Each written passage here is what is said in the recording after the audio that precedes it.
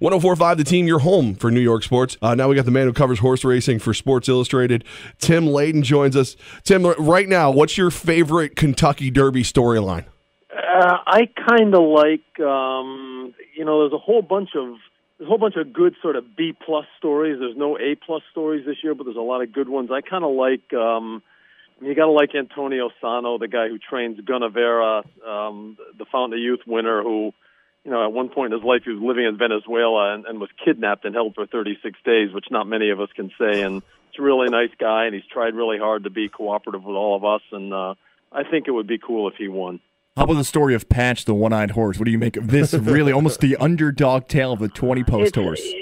Yeah, it's kind of weird. He's in the 20-post, and his blind eye is to the inside, so all he's going to see are people.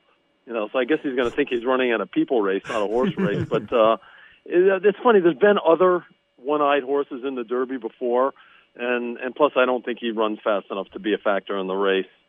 We've got Tim Layden with us right now from Sports Illustrated talking about the Derby. I'm a big Johnny V fan, and I was shocked when I realized that Velasquez and Pletcher have never won a Derby together.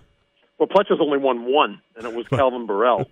Pletcher's had a lot of good horses, but none of them have been good enough on the day. And that's the funky thing about the Derby is that it's one of those races that, it's not unlike the NCAA basketball tournament in that often the best four teams don't get to the Final Four. The best horse doesn't always win the Derby. It's a rodeo, and it's subject to conditions and how they feel on the day. And, I think Pletcher and Johnny V will win one eventually. I don't know if it's going to be this year.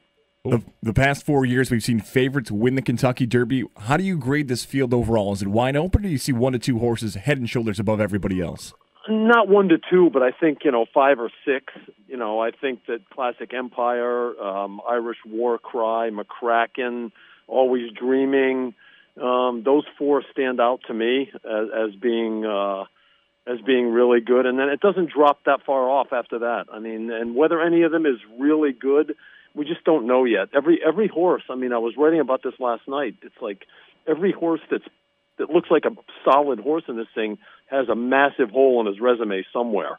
They've all laid a big egg somewhere. Always Dreaming, not so much, but almost all the other ones that you think of as being really good horses have either had a terrible race, an injury, some kind of setback. So, I think the favorite's going to be 6 to 1.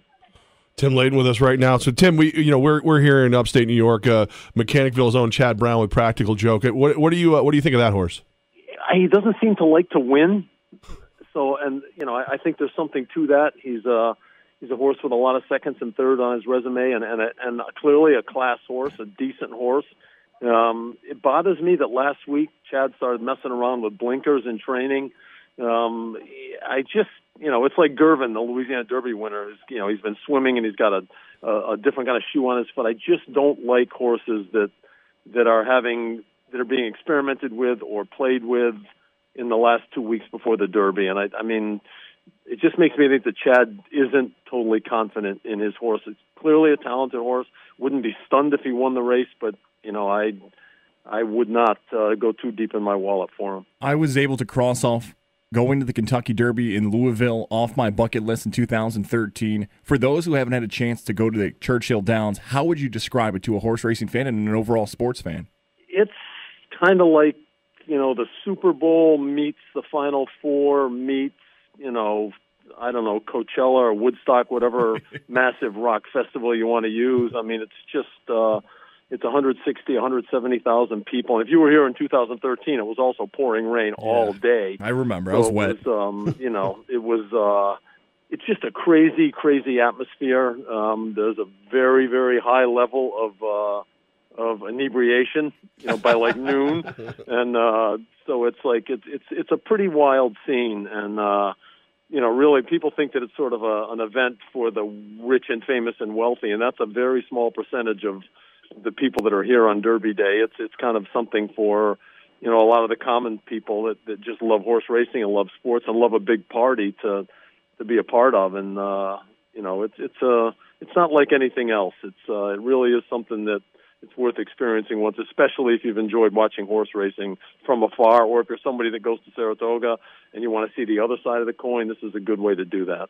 Tim Layden with us right now, covering talking Derby. He covers horse racing for Sports Illustrated.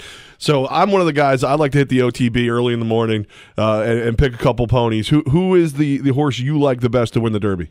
I picked Irish War Cry, and although, like I said earlier, I wouldn't be surprised if Classic Empire won the race. I wouldn't be surprised if McCracken won the race.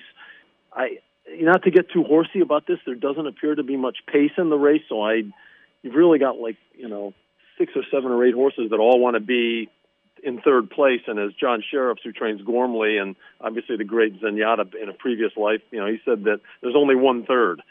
So they can't all be there on the first turn. So it's going to be a very interesting race pace-wise. If they all get a little antsy trying to get in good position, then maybe you'd see a closer. Maybe you would see Gunnevera or J. Boyce Echo or Gormley or Battle of Midway. I like Irish War Cry. I think Graham Motion's done a great job with that horse. I think that when he's on, he's been the best horse in this age group. But his Fountain of Youth race where he was bad really bothers me too. We know, Tim, that you have some ties to the Capital Region before you joined Sports Illustrated. What are some of your favorite memories here in the 518? The two things that stand out to me, aside from the fact, I started covering high school sports, and I covered high school football, high school basketball. I covered Division III with Union and RPI and all that kind of stuff, and Albany State, with SUNY Albany when they were Division III. But really the two things that were, I covered Mike Tyson throughout most of his career up until the Spinks fight in '88, and obviously that was a once-in-a-lifetime experience that still resonates with me. And also covering the Patroons. Phil Jackson remains somebody that I talk to a lot, not recently because, there's reasons for that, but, and Musselman too. So really it was, Albany was a great place to cover minor league sports. But for me, it was a great, a trampoline to bigger things by getting to cover some things that were almost major league. Certainly Tyson was, and the Patroons were just so unique and such a story that, those are two things that I really enjoyed. Tim, we really enjoyed this call, man. Thank you so much for helping us out with the Derby. Okay, guys. Have a good time.